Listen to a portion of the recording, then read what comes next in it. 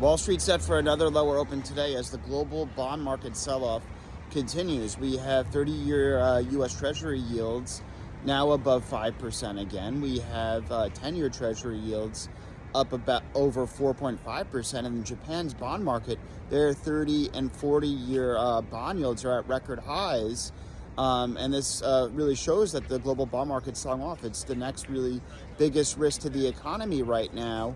And this is partially due to a lot of the U.S.'s debt and deficit issues, as illustrated and shown in the White House's tax cut extension bill. And, that could add money to our debt and deficit. So that's adding more anxiety to the fiscal situation, which is hurting the bond market and causing bond prices to sell off and go down and yields to spike.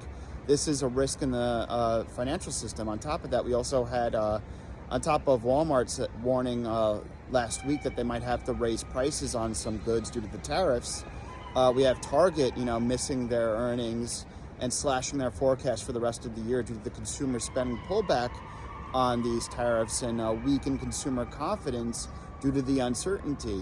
I agree a little bit more with Target's assessment here that the tariffs will cause a recessionary type scare and a consumer spending pullback, which could ultimately end in a deflationary cost pressures in the long run.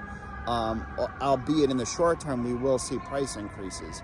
Home Depot, on the other hand, said that they're likely not going to pass on any tariff-related price increases to their consumers because 50% of their suppliers are already in the U.S. and they're trying to really work on diversifying their supply chain by the end of this year, where no country outside the U.S. is over 10% of where they get over 10% of their goods. So obviously we have to see that. And then I want to talk a little bit about Elon's interview with David Faber on CNBC yesterday. The main takeaways is that Elon is going to devote more time to Tesla. He plans to be Tesla's CEO at least for another 5 years.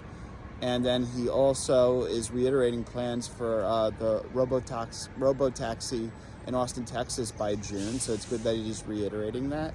He was talking about Optimus humanoid robots being big. He was saying that he's going to spend less on future campaign contributions going forward. And that's what we wanted to hear. We want to hear him less involved in politics, more time involved with an investment with Tesla. And that's exactly what we heard in yesterday's interview. So that was a step in the right direction for Tesla, in my opinion.